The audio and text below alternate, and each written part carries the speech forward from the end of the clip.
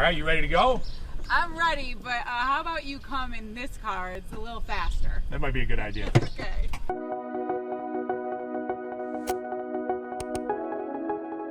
When did you first pick up a club? I was young. I was probably, believe it or not, I was probably 4 or 5. And my neighbor and I, which was the same age as me, we literally took soup cans and dug holes in the ground and put them in the ground and built our own little golf course. Yeah. That's incredible. That's how we started. We didn't have a golf course to start at. I probably didn't start playing on a golf course until I was probably 7 or 8.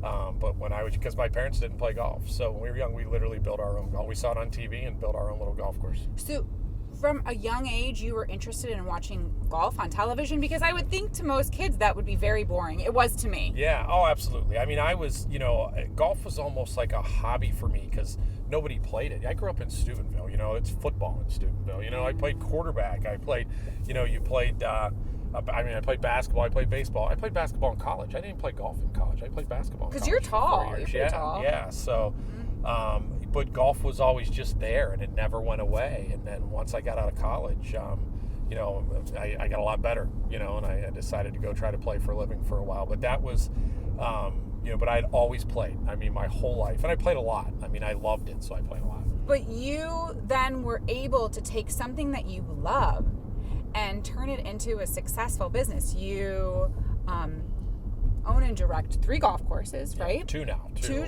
golf courses. The one in Columbus, too much fun in Columbus, okay. Ohio State people. So. It does get a little, right? Yeah. Right, you get away from the college kids. Okay, so 2 golf courses, 3 television shows. You've taken them national. You're on the radio. You have a radio show. It's all golf related. I mean, that's a lot, and it's incredible. How did the vision begin? Like, what was the first step?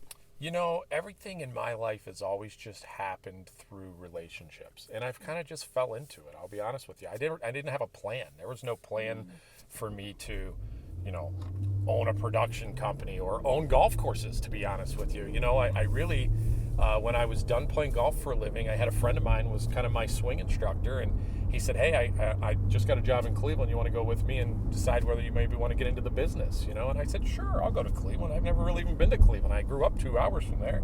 So I ended up coming up for, in my eyes, a summer. I thought I was going to go back and try to play the game for a living again, and got into the business and really loved it. And I love golf for sure, but to be honest with you, Andrea, I just like people. And the golf has got me the ability to be around people and different people. And that's where my passion really came, was really, to play the game is great, but to be able to use my ability to, to play at a little higher level, to be able to meet really cool people in my life has been pretty amazing. I can tell you love people too, because you and I crossed paths many times just through our television. Yeah.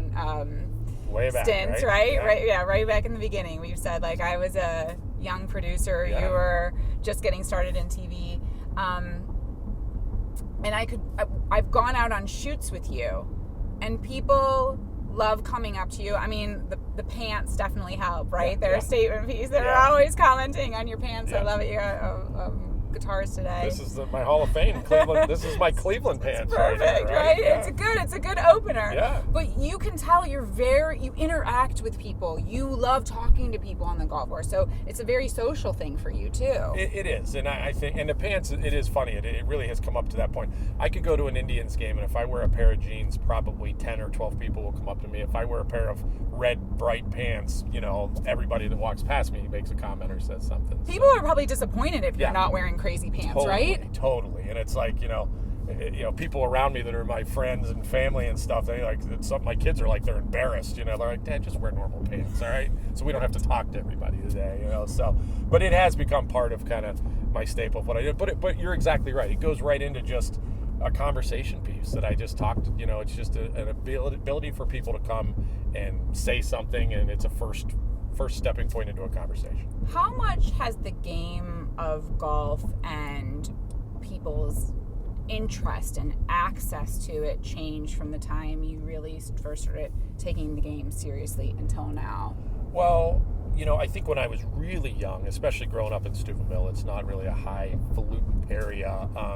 It was different for me because the people that mostly played golf were the people that had money, when I was really young. I mean, you really didn't play golf unless you had a lot of money, unless you just really loved it and you were really into it. There was a special group of people like that. And then it got to a point where Tiger came in the game, Andrea, and it just blew up. Everybody played golf.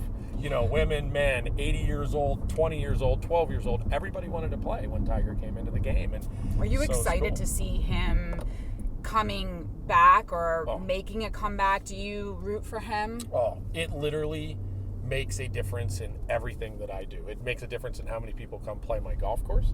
It makes a difference in how many people call my shows. It makes a difference on how many people watch our shows. And it makes a difference in sponsors want to spend money, to be honest with you. He moves the needle 1,000%. And I don't know that there's a person in the world that can argue that. I spent some time with Jack Nicklaus last year, and Jack Nicklaus's trainer actually went and worked with Tiger. The trainer came back to Jack and told him that not only do I not know if this guy's ever going to play golf again, I don't know if this guy's ever going to walk normally again. Wow. So it was that bad at one point, and obviously that's all changed, and he had a surgery that worked, and kudos to the surgeon, because he's taken a guy that didn't think he may walk normally again, and he's playing at a high level again, so it's pretty cool. Have you ever had a chance to meet Tiger? Absolutely, yeah. I've probably met all of the higher name touring professionals at one point or the other through, just covering the golf tournaments, or, a lot of them are close to my age. Tiger or Phil especially is close to my age, so I've played in events where they were either in the event or whatever. So I've met most of them, and that's been a great part of my job. I mean, who has the opportunity to be around people like that? And it's been great. Who do you think is the best to have ever played the game? Well, I think Jack Nicklaus is the best to ever play again. I know you love that, being a Buckeye, I do love it. And he was the first, because my parents were golfers, and so you'd hear that name a lot. Yeah. And I remember being a kid, and they'd always have, the Masters or U.S. Open on, which I thought, I was like, oh, snooze fast. I go out and play with my friends, right? But that's what I thought when I was little. Sure. But Jack was a name that I knew, and so he's really such a hero in the golf game. And he's a cool guy. Oh, it's funny with Jack. So he's went through times where when he was playing the game, it was all focused on the game. And he would admit that. He didn't really focus enough probably on his family. His wife, Barbara, which is the sweetest lady you ever meet in your life, took care of everything at home. And he was able to do that. Jack's got past that point now. And Jack's at a point right now where he understands that, family's first. And and he raises a lot of money for charity, and his focus now is other people, not Jack. I think it was Jack for about 55 years of his life, and now it's everybody but Jack, and it's made him such a great person, and I think he's special. Did you see that video of his grandson getting a hole-in-one? It was amazing. It's such a great video. It gave me chills. He said that he's won 6 Masters tournaments, and he said it's the greatest experience he's ever had at the Masters. His grandson, and he has 22 grandkids, by the way. So it's like I don't know what number that one is, but he's got to feel pretty good that his grandfather just said that. Like, we had J.R. Smith on the show, right? Yep. So great basketball player, great golfer. Yep. I think he said he has like a 4 handicap, so he loves the game. So you have had a chance to play with a lot of these other professional athletes on your series too, like. You played with Charlie Nagy. Yep. You played with Albert Bell. Made a little news lately, but that hopefully will work itself out. Do you feel like when you're on a golf course, sort of like the wall comes down and they relax and you really get to know them as a person too? That's the point to this show that we started a couple years ago, but it's going to become more of a series now, and it's called Links to the Game. And it's really getting that wall down on a golf course, because it happens every single time. We did a show, we did one with Albert and Charlie. I mean, Albert's as hard as it gets to getting the wall down, and it completely came down, and he was making jokes and was great. Did he surprise you then? Because were you expecting him to be one way and he was another? He surprised me in a way that I've played a lot of golf with him, so I knew what he's like on the golf course. I was afraid of when the cameras came up if he would still be that same way, and he was. And Charlie Nagy helped out a lot too, because Charlie's tremendous. He still looks like he could pitch. I mean, he looks like he's still 28 years old. It's true. But he's just the same guy. Every time I ever meet Charlie Nagy, he's the same guy. And last year Charlie comes up to Stonewater and he brings some of the Angels, and he brings like Mike Trout and Albert Pujols and my little son Palmer's around there or whatever. And it's like, who gets to meet these guys, But Charlie's just like, hey, here's Mike and Albert. I'm like, oh yeah, just Mike and Albert, But this series is about that. We just did a one that will come out here at the end of the month in early May with Tito and Grover. That's going to be incredible. Incredible. Because they are both. I don't know Tito personally, but I think is so cool. Oh. Grover. Hilarious. I love him. Yeah, he is one of the best people. Oh, and I can tell you, out of all the professional athletes that I've ever met and got to be around, Tito went right to the top of the list after I did this show with him. Did they get along together? Like, do you think they like each other? So you'll watch the show and you'll see, actually, Grover is still a special assistant to Tito, and Grover goes down every once in a while and sits down with him, and they talk a little baseball sometimes. And Tito said on the show that it's probably the only relationship in Major League Baseball that's ever been like that. He says he doesn't know of any other one where an ex-manager still is involved, to a point where Grover even was going to spring training and helping the first baseman out a little bit from that side of it. Never exists, but it does between those two. And it's for both reasons. Grover's a very open and fun and honest guy, and Tito's just comfortable in his skin. Tito is Tito, and he's going to be the way he wants to be, whether you like it or not. But you can see why players are so comfortable around him and love him so much, right? Oh, I can see why the world loves this guy. I mean, I could play golf with Tito every day for the rest of my life and be completely happy. I laughed for 18 holes at him, and he just had story after story after story, and he's kind of maybe more open than he even should be on camera. He just kind of lets it go, and I loved him. I tell you. What's something I know, people are going to have to tune in to the show. When's it going to air, do you think? It'll air at the beginning of May. So It'll start airing, and they'll play it a lot. With Sports Time Ohio, they'll play it. Rain delays, For sure. Jimmy Hanlin comes on during rain delays. So you catch on Sports Time Ohio, but give us a little something. What's a topic he'll talk about that people might be surprised or interested in? He talked a little bit about his feelings during the World Series, which was maybe a little different than I thought when they were going through the whole thing and the Rajay Davis thing. I was surprised a lot when he talked about, he kind of literally just opened up about certain players, and he would just kind of have an opinion on them. And whether it's good or bad? Yeah, he just kind of just threw it out there. And I was like, wow. And, and another guy that I know that you'd be excited about, we did a show last summer with Urban Meyer. And, he was love Urban Meyer. He was great. Talk about a wall coming down. Really? Talked a lot about LeBron. He tried to recruit LeBron to play football because he didn't know that he was a basketball player. And, his staff made fun of him when he came back. He was actually coaching Notre Dame at the time. He was assistant coach at Notre Dame at the time. And talked a lot about LeBron. Because they're friends. Yeah. LeBron and Urban Meyer are friends. Very close, yeah. He talked about national championship game that he literally 3 days woke up 3 days later and his hands were still shaking. He couldn't stop them from shaking still from the excitement and stuff like that. Did he talk about leaving Florida or any of that? Did he get into any of his time there? No, he didn't talk much about his time at Florida, but he did talk about Tim Tebow? He did not talk about Tim Tebow. Okay. No, I could have brought that up. If you were there to help me out, I would have brought that up. I would just pepper him, right?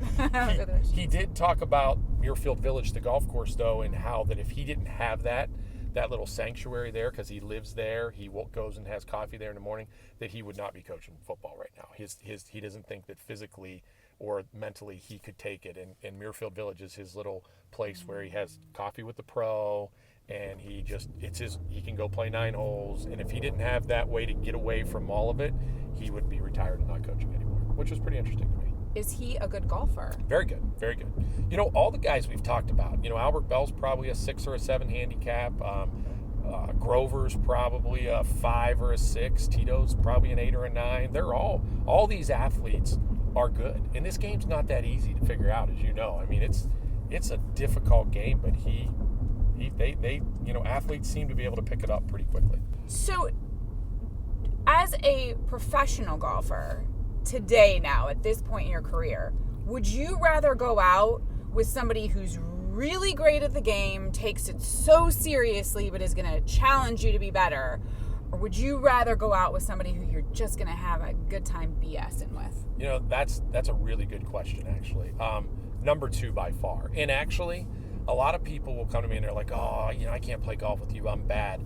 I like playing golf with players that aren't very good more than I like these days playing with guys that are scratch players and better, because I make them better. I literally can fix somebody in 2 holes. They're so much happier. They want to play more golf. They love it. And I enjoy playing golf with bad players, because by the end of the round I know they're gonna love me because I can fix them.